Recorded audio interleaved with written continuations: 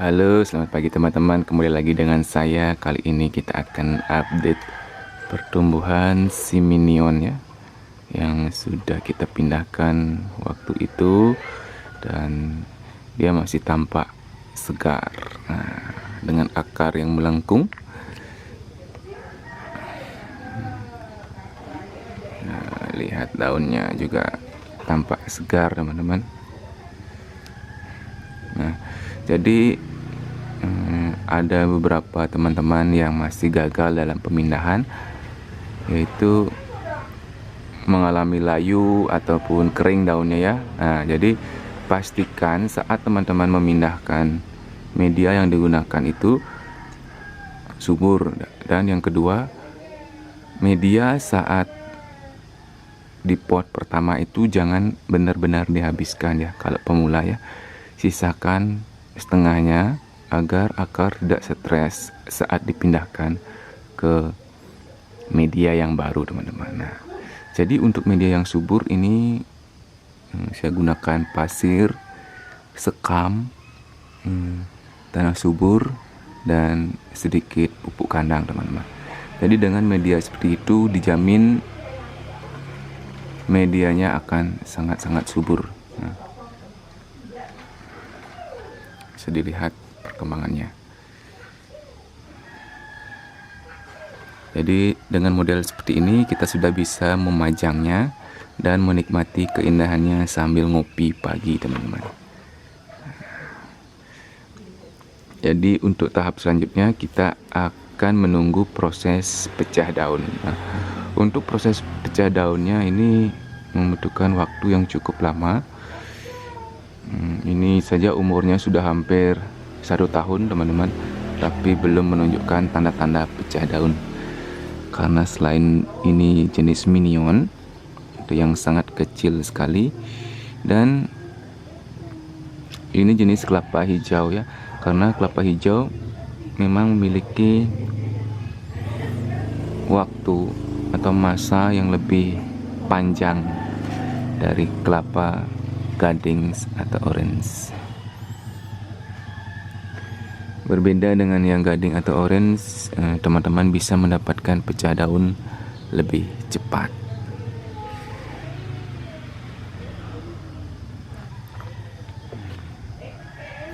Nah, seperti ini contohnya.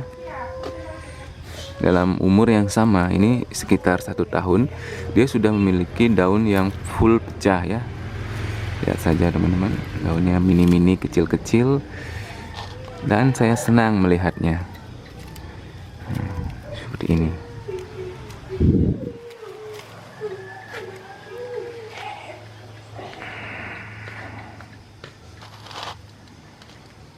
Akarnya pun sudah subur dan sudah terlihat ada bonggol juga ya. Ada bonggol yang membuat dia tampak lebih sangar. Nah, akar-akar juga melilit di batoknya. Untuk akar ini kita sudah cat menggunakan cat gold ya, agar terlihat lebih menawan. Memang dia akan terlihat lebih sangar. Nanti ini batoknya bisa kita langsung pernis agar lebih mantap.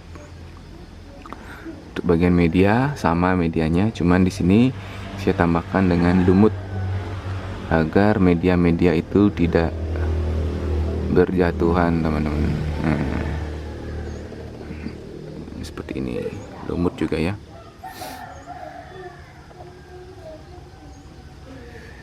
Jadi rata-rata untuk kelapa yang jenis gading kuning, gading orange, kita akan dapat pecah daun di usia yang ke 7 sampai 8 bulan sudah mulai pecah daun. Tapi pecahnya seperti ini pecahnya. Mungkin lebih sedikit daunnya ya yang pecah. Seperti ini, baru setengah ataupun seperempatnya pecah, dan lambat laun dia akan full pecah seperti ini.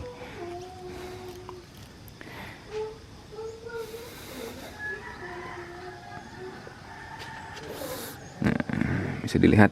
Nah, kalau yang jenis kembar dia agak lambat pertumbuhannya teman-teman, karena dalam satu nutrisi, dalam satu batok dia harus menghidupi 2 buah tunas secara bersamaan. Jadi pertumbuhannya berbeda ya, tidak dalam jangka 7 bulanan dia akan pecah daun, mungkin lebih. Cara lain lagi untuk cepat pecah daun yaitu dengan cara seperti ini. Cara seperti ini, dengan menggunakan cara pembabatan, pembuangan pelepah dengan cukup ekstrim, sisakan satu, seperti ini juga. Selain kita memprogram daun menjadi lebih kecil, dan program ini akan memang sudah saya rasakan lebih cepat proses pecah daunnya dibandingkan dengan kita tidak melakukan pembabatan seperti ini. Jadi kita biarkan daunnya bertahan semua seperti ini. Nah, contohnya kita pertahankan, dia akan nutrisi akan mengalir ke daun 1, daun 2, daun 3, daun 4, daun 5. Semua akan mengalir ke sini. Jadi proses pecah daun itu akan lambat, teman-teman. Jadi jika memang untuk program awal bisa lakukan hal seperti ini. Seperti ini ya. Jadi jika sudah jadi bonsai kelapanya, teman-teman bisa mengidealkan ya, daunnya agar terlihat bagus dan ideal. Nah, seperti ini contohnya yang tadi kan sudah pecah daun semua. Jadi idealnya kita pertahankan daunnya 5 sampai 7 ya, masih ideal ya. Jadi kita akan melihat dari bagian atas, dia berbentuk melingkar dan semua sisi tertutup. Nah, kalau ini contohnya kan hanya 4 daun ya. Nah, jadi kurang ideal karena bagian sini masih terlihat lubang, terus bagian sini juga masih terlihat lubang. Nah, contohnya ini ideal. Nah, ada 5. Nah, jadi ini akan tumbuh ke sini. Setelah dia tumbuh ke sini, daun kelima dia pasti akan terlihat ideal, dan untuk tunas yang lagi satu dia akan naik. Nah, disitulah saya katakan daunnya ideal. Jika sudah pecah daun full seperti ini, tinggal melakukan perawatan tipis-tipis, tidak perlu melakukan pembabatan saat di awal tadi, saat program tadi.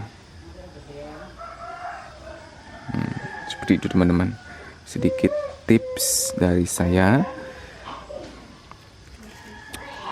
agar teman-teman mendapatkan daun yang cepat pecah daun dan ideal ya. Untuk media juga sudah saya sampaikan tadi. Nah, begitulah sedikit cara dan merawat bonsai kelapa serta proses pemindahan. Jadi untuk proses pemupukan bisa gunakan menggunakan bawang merah yang digerus ya. Jadi kandungan dari air bawang merah itu mampu merangsang pertumbuhan akar-akar baru dan menyuburkan akar dari bonsai kelapa, teman-teman. Jadi saya sangat sarankan menggunakan gerusan air bawang merah seminggu sekali ya. Jadi dengan menggunakan itu, saya jamin bonsai kelapa teman-teman akan subur. Bisa digunakan di media tanah seperti ini ataupun digunakan pada media air seperti ini. Nah, di air juga bisa ditambahkan dengan bawang merah yang digerus. Ini masih program akar di media air, teman-teman. usianya masih beberapa bulan dan ada sedikit semut karena belum kita sempat semprot ya, karena sedikit kesibukan. Oke, sekian saja videonya untuk kali ini, semoga bermanfaat. Salam kopi tanpa gula. Terima kasih.